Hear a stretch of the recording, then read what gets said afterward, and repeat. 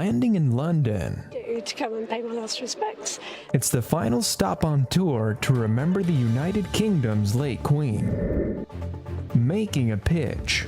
David Beckham's plan for a Miami soccer stadium is one big step closer to happening. And Marlin fans hoping for a win in the team's third game in 2 days. Ball here. And there it goes. These stories and more coming up on Newsbreak. I'm Samantha Gutierrez. And I'm Julian Davis. Today is Wednesday, September 14th, 2022. Live from the South Florida Media Network's Biscayne-based studios in North Miami, this is SFMN Newsbreak. In London, they are lining up this morning for the best view of the Queen's casket making its procession from the palace. A procession worthy of a queen in this hour and in London. Following the arrival of given 70 years of her life to our country, and this is a small. It will travel in a silent procession to Westminster Hall. Thousands in London lining up, several even camping, all to pay their respects to the late monarch. She's given 70 years of her life to our country, and this is a small moment that we can give back to her. Walking alongside the coffin, King Charles III, along with his siblings and some of the Queen's grandchildren, will make their way to Westminster Hall. Other members of the royal family will follow by car. A less redacted version of the Mar-a-Lago affidavit is available this morning. It was made available by a judge yesterday and it reveals new information.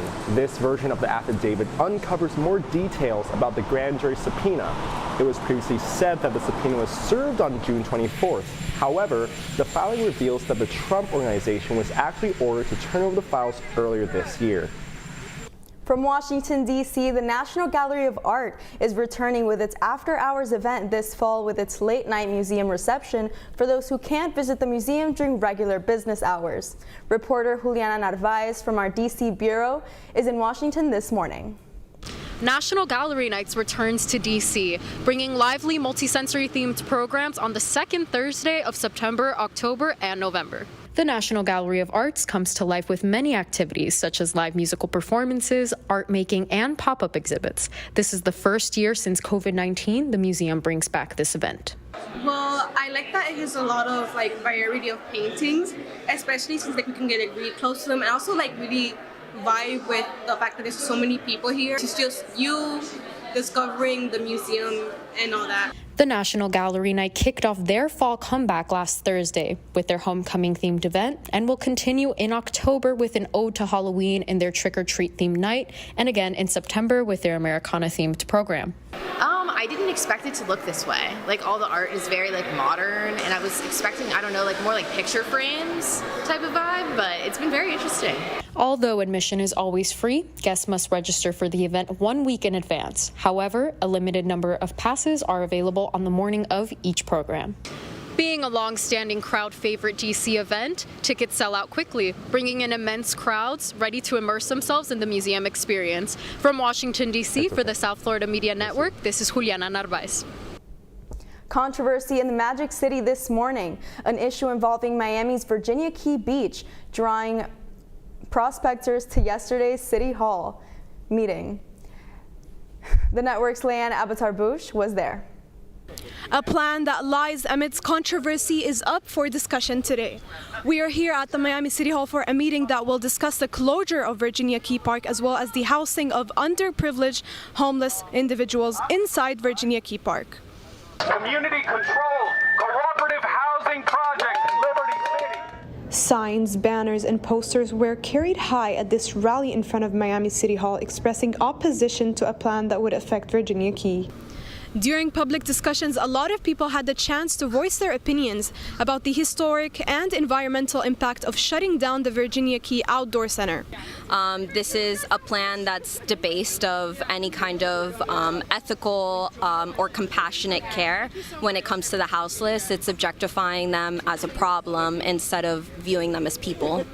So when we talk about Virginia Key Beach, we're talking about a historically black landmark, right? And there's several here in Florida that are not just important to the black community, but the overall diversity and cultural fabric of Florida. We talk about Eula Johnson and Von D. Mizell State Park in Dania. We're talking about other places in Sarasota and St. Petersburg. More than 17,000 people signed a petition to halt the plan, claiming that it would isolate the homeless population away from mainland Miami, limit their access to job opportunities and transportation, as well as put them on the front lines of the climate crisis, since Virginia Key is a flood hazard area. The question remains, is this the best way to tackle homelessness in Miami? Reporting for the South Florida Media Network, Leanna Botarbush. A win off the pitch for investors behind a proposed Inter-Miami CF soccer stadium near Miami International Airport. The City of Miami awarded the Freedom Park project final zoning at yesterday's meeting. This will allow construction to begin soon. Now the team owners Jorge and Jose Mas, along with retired soccer star David Beckham, can apply for permits and break ground. The commissioners voted 4-1, with Manolo Reyes being the only no vote. The Marlins will have another chance today to avenge a loss to the Philadelphia Phillies. Game 1 of their 3-game series was last night at Lone Depot Park. Although the Marlins scored the first run of the game, the Phillies were able to come back and take the lead in the 7th inning. Philadelphia ultimately won the game. The final score was Phillies 2, Marlins 1, and the two teams face off for their second game of their series later tonight at 6:40 p.m. A group playing mini golf is taking small swings but making a big difference for flood victims. That's still ahead, and so is his story. I started making cupcakes and more cupcakes and making for friends and family. Miramar liked her cupcakes so much, she made it her full-time job. Stick around, we'll be back in just 2 minutes.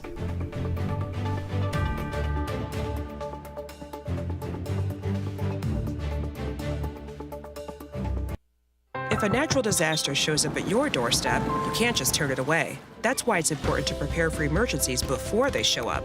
Go to ready.gov/plan to find the tools and tips you need. And make a plan today.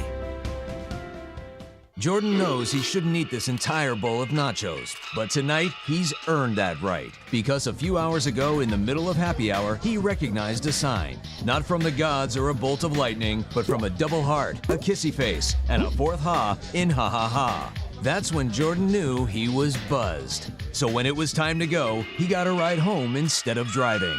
Be a legend like Jordan. Recognize your buzzed warning signs and get a ride home. Buzz driving is drunk driving.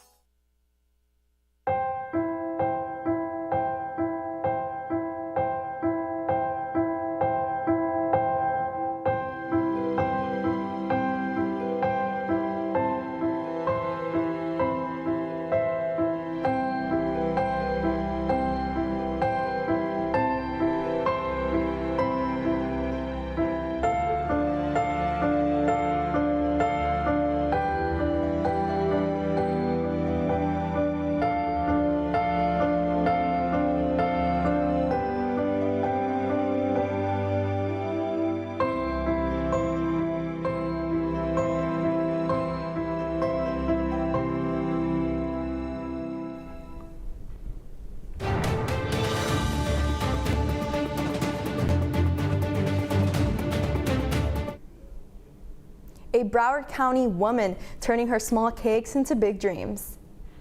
It all started with baking for her daughter's classmates. Now it's a family business. The network's Amanda Millian takes us inside Sweet Gems Cupcakes in Miramar. Miramar is the home to a sweet hidden gem.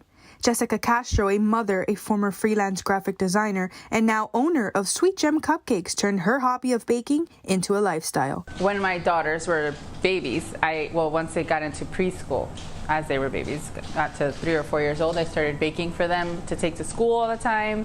And then my son was born 4 years later, and I would always take cupcakes to them, make little designs for invitations, and then I started making cupcakes and more cupcakes and making for friends and family. And 10 years later, I decided to open the shop. The Castro family is no stranger to running small businesses. Jessica followed in those footsteps. My mother owned her own hair salon for about 13 years. My father owned his own business as well, import and export for 30 years plus. Jessica's twin daughters, Isabella and Bianca, followed in their mother's footsteps as they learned to bake and run the family business. The mother-daughter trio has formed the ultimate dream team. One of my daughters takes care of all the buttercreaming of the cupcakes. She does it all from, when we open, she can set it all up. My other daughter makes cookies, brownies. They run the coffee machine. They talk to the customers. It's a great help, and I trust them 100%. And without them, I couldn't run it.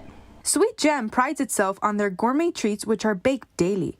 Aside from their array of options, they custom orders for events. Everything is fresh. I don't keep things frozen. I have to bake per order, and we do in store. We offer gourmet coffees.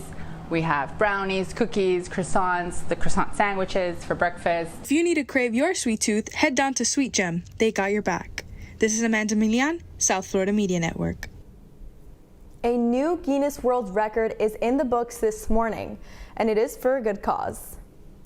On a mini golf course near Louisville, Kentucky, Tony Centers and his 3 friends earned the record for most holes made by a team of 4 in a 24-hour game of mini golf. Together, they surpassed the 2,097-hole previous record by 657 holes. The record breakers then encouraged donations, raising almost $3,000, helping those devastated by the floods that had affected Kentucky.